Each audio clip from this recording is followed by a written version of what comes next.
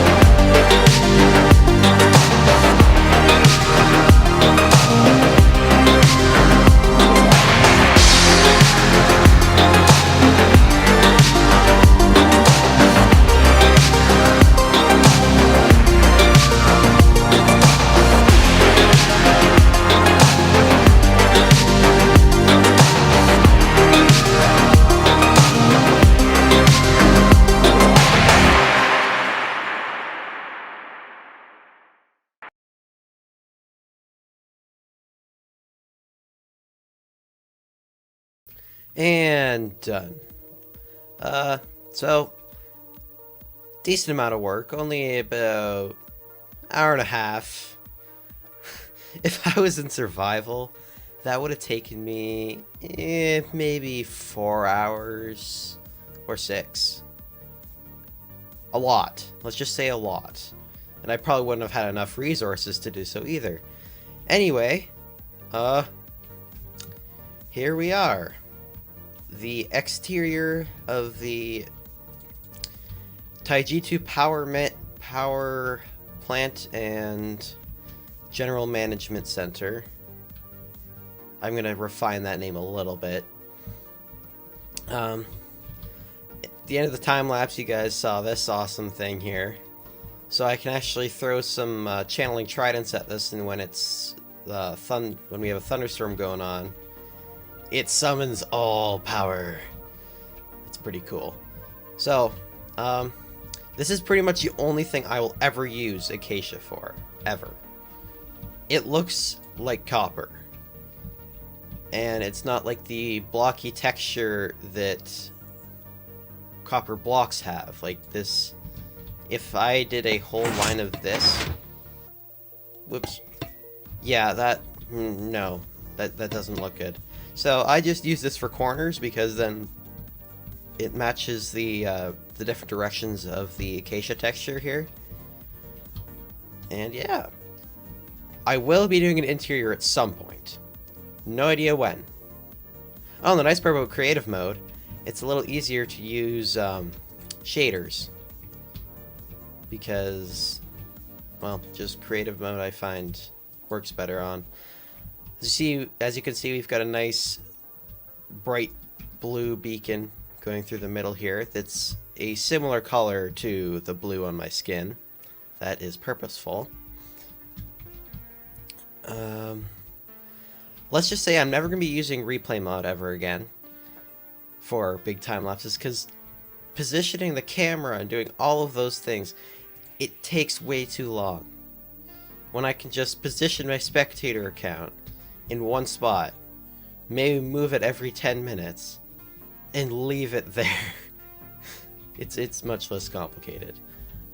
Either way, time for our tips and tricks time. So as you can see, I used a lot of blackstone. A lot. But I didn't make it all flat. Though, there is no texture to it. So some people would have added maybe, let's say we could have put some like cobbled deep slate in there because it's a similar texture, just to kind of give it some variation, but that makes it look like it's ruined, like it's old. I want this to look brand spanking new. So I am not going to texture it very much, because then it makes it look like it was just built. Either way, you see I have some stairs in here to kind of give some depth. I'm using glass panes, so it's not completely flat with the outside of the frame. I'm using some nice polished blackstone around the outside to give some nice detail. Polished blackstone looks very nice. I will admit I love this texture. And on the build itself, you may not be able to see it ultra well, but here we have an inset. We have a stair configuration. This one points this way, and then we have one block in the middle, so this actually gives some more depth. In my original plan, I had this as just flat blackstone. Then I'm like, could use a little depth there. So, tips, use lots of stairs.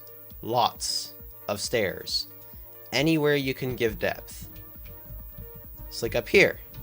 I could have just kept this flat, but instead I did some nice angling. And here in the middle, I did not keep this the same direction as this.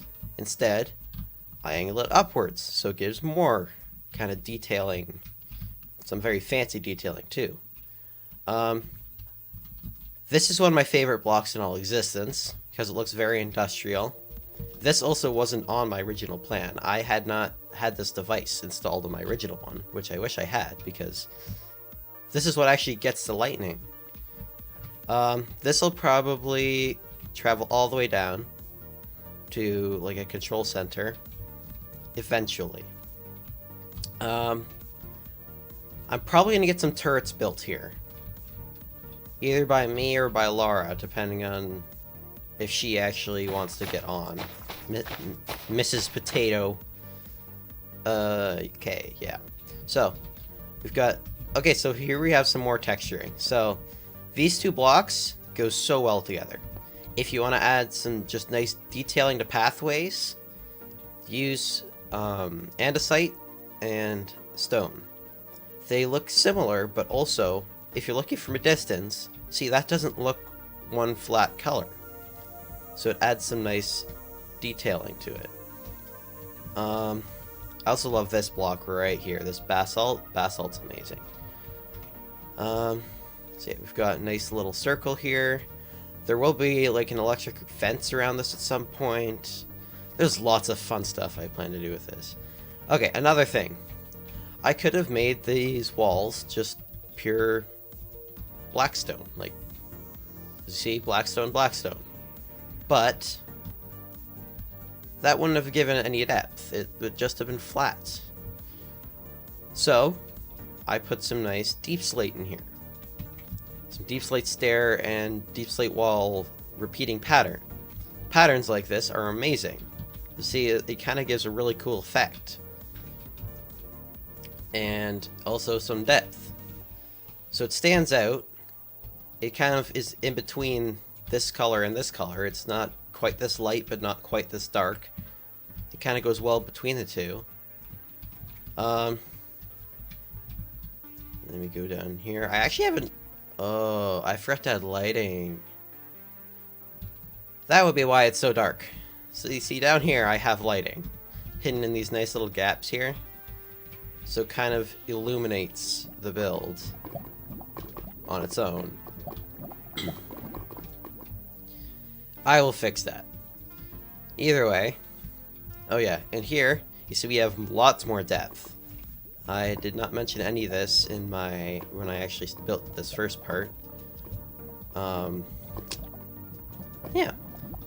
We have nice little inset here. Got some nice curve shapes.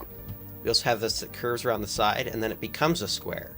So here we've got a lot of nice shaping. Shaping is another thing you want to do a lot of.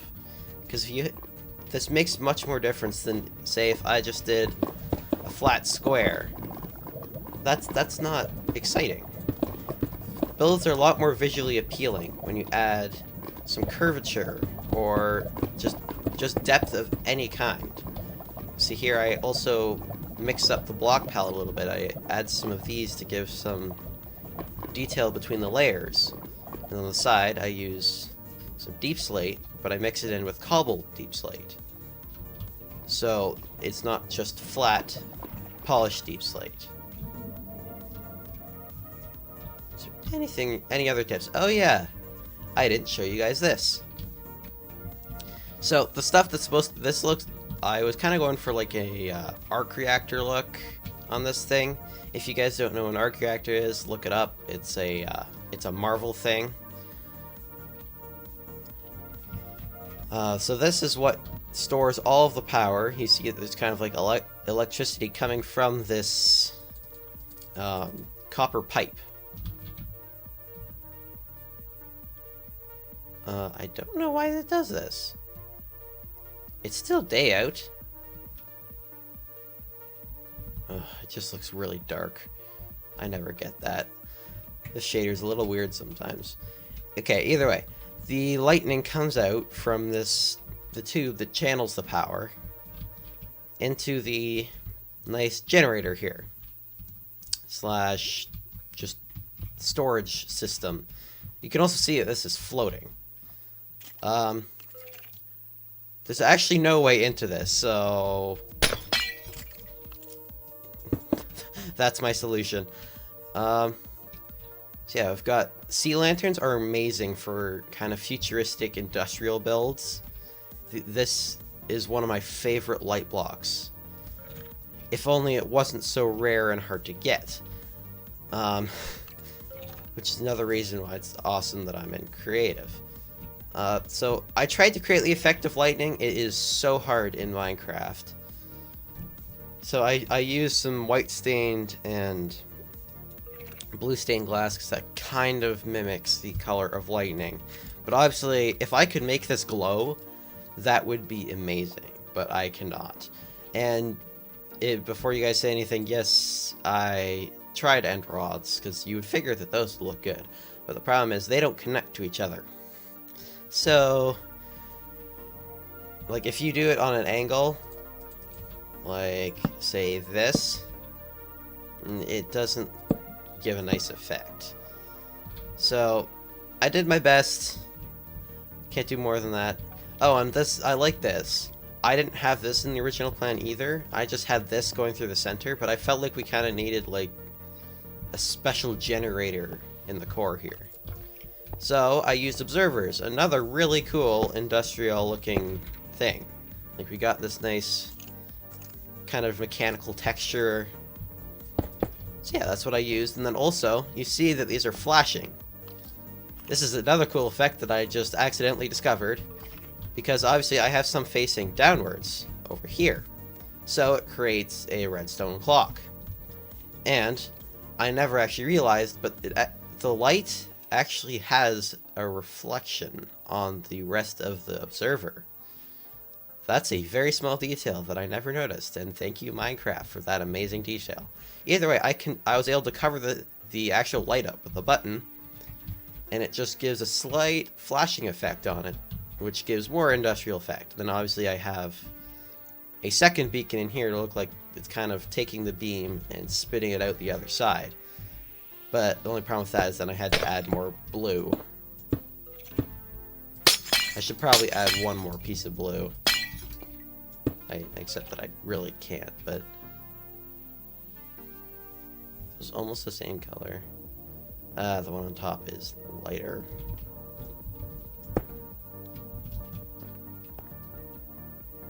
Okay, I'll have to do some edits to that, I think. Actually, wait, can I use a glass paint to change the color? I can. Why did I never know this before? I think I've heard it somewhere. Okay, well, another hint for changing your beacon color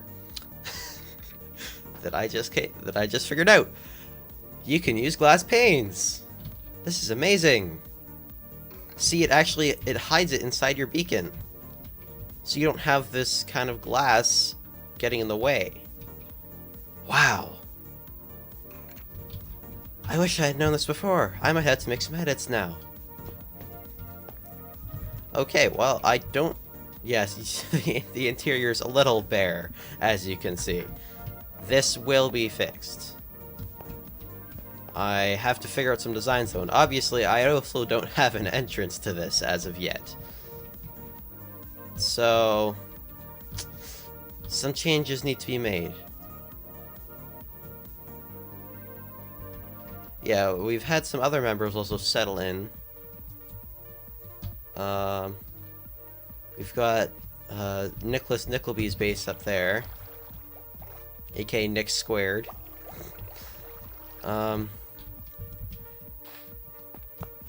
Yeah, it's got a nice little cozy home here.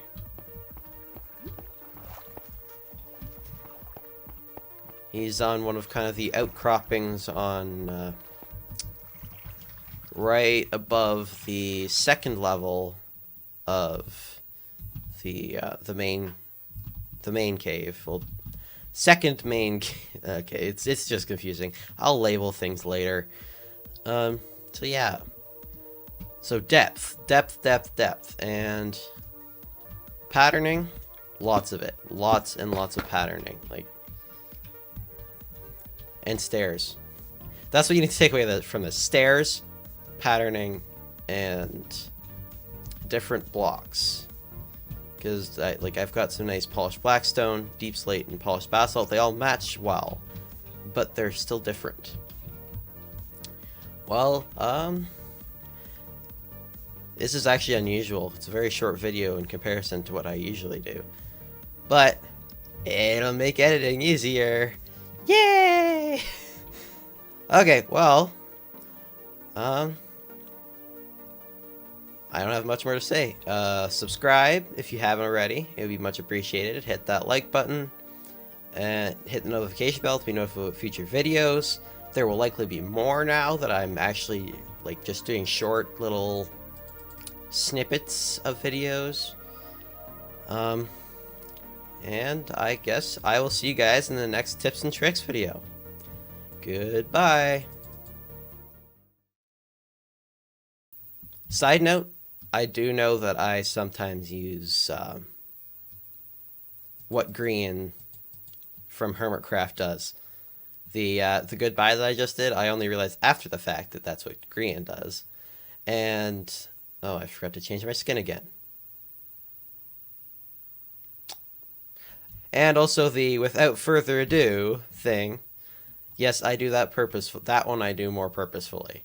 The goodbye that I just did, that just came out. Okay, well, see you guys later.